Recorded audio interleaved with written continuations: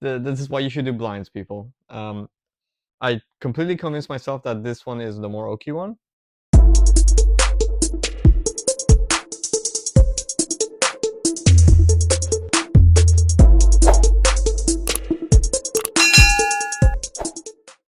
Welcome to Whiskey and SV. I'm your host Sam, and tonight I'll be doing a blind of the new Jack Daniel's 10-year Batch 3 against the last year's release, which was Batch 2.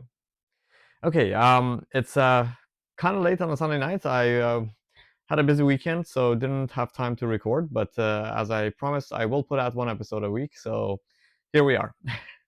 um, okay, so let's talk a little bit about this. So a couple of years ago, Jack Daniels came out with batch 1 of the 10-year release, and then last year they had batch 2 of the 10-year and batch 1 of the 12-year.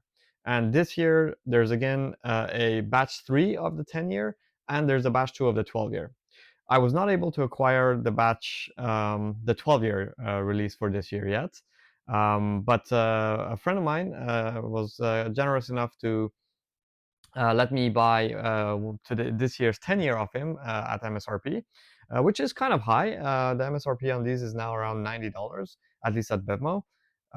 So, you know, let's see if it's worth it. I think it's, to me personally, it's one of those drinks that I do enjoy quite a bit. I wish it was more available and could be acquired at MSRP, and I wish the MSRP was cheaper than $90. But that said, I just want to know, is this year's release an improvement on last year's release, or is it more of the same? And is one superior than the other? So what better way to do that than a blind? So I did try them earlier, and spoiler alert, I guess I felt that the newer release is sweeter than the old one. The old one is more oaky, and the oak bitters are a bit more prominent. And personally, I do enjoy those oaky notes a little bit more, so I had a slight preference for the old one. That being said, I'm sure your palate's going to be different and your experience is going to be different. But just to confirm, I'm going to do a blind. So without further ado, let's pour these, and in a blind, we'll try to see which one I prefer, because I think they are, regardless, I mean, even though I said they are different, I did feel that they are pretty similar. So I don't expect one of them. I mean, I wouldn't even be surprised if I don't get them right, to be honest. I mean, because I feel like when I'm trying to pick things apart for writing tasting notes, sometimes I just try to cling on to something and maybe it's not really there because it wasn't like super obvious or anything like that. Anyway, another dumb thing I noticed is I kept calling out my friend for taking off the neck on this, but then I realized that they're actually made in a way that when you take the top up, the neck comes off regardless, because it's just like one of those things that you pull and it just comes off. So they both look pretty naked. Actually, this one now has a little bit of a band there, and this one does not. So maybe I'll get that off because I'm OCD. All right, so we'll put the caps on. The caps, I'm actually going to put 3 on batch 3 because this one is batch 3, and I'll put 2 on batch 2. I probably didn't mention, but these are both 48.5%, and I think the 12-year is 53.5%, so it's like about 5% ABV more. All right, so let's go ahead and face these off, and we'll see.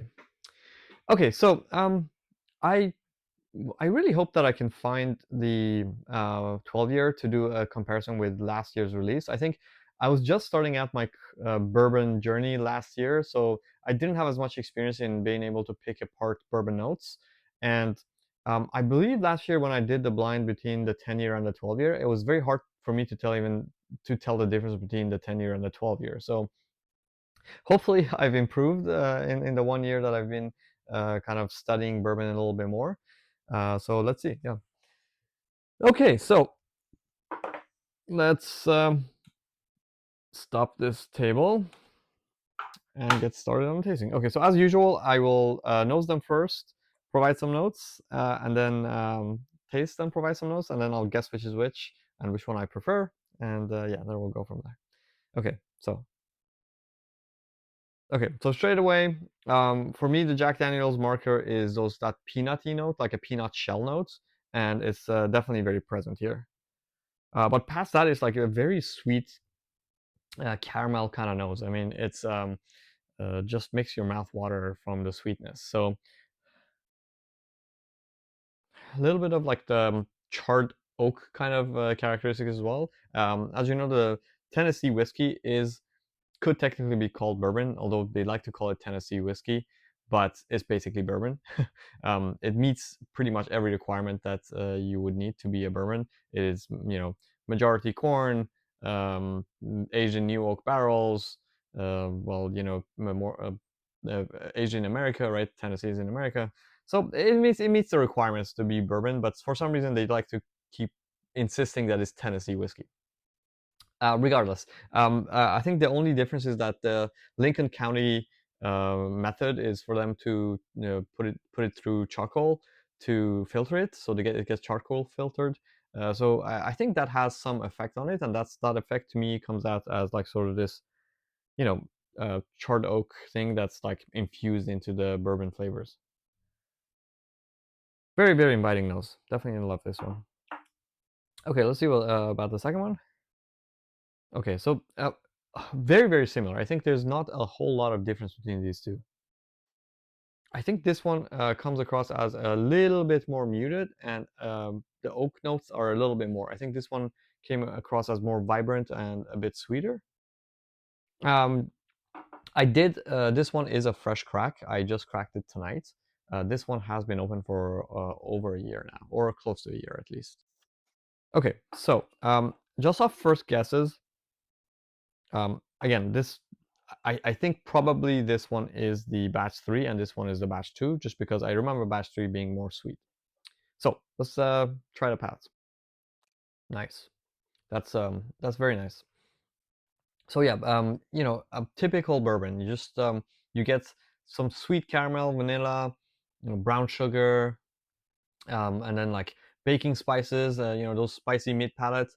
And then once all that dies down, then you get more of like the oak kind of tannins and bitters. Um, Not a whole lot of oak tannins and bitters in this. Don't be afraid. It's not like a Elijah Craig 18 kind of level of oak and bitters, but you definitely get some, just kind of like bitter oak notes that really complements the sweetness. So definitely an excellent experience. Okay, let's try this one. Yeah, I think pretty sure that this one has to be batch 2 because um, again, a similar experience, but just the oak notes on this are way more prominent. Like they start from the beginning, and then the tartness at the end and the bitters, like kind of like dark chocolate and a little bit of maybe even coffee note to it, leathery notes. It just make it feel older, and I kind of like those notes. And I think between the two, I would say I definitely have a preference for this one, which I believe to be batch 2. I think if I didn't have them side by side, I probably wouldn't be able to tell the difference. But definitely when you have them side by side, it does feel that, yeah, this one is more oaky, this one is more sweet, and personally, I prefer the more oaky one. Okay, so let's do a reveal and see if it was correct or not. So this one is 2. Oh, wow. Okay, so I got it wrong. This is batch 2.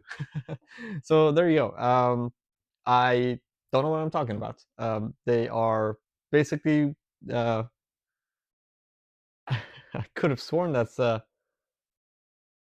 I don't know. This is why you should do blinds, people. I completely convinced myself that this one is the more oaky one, and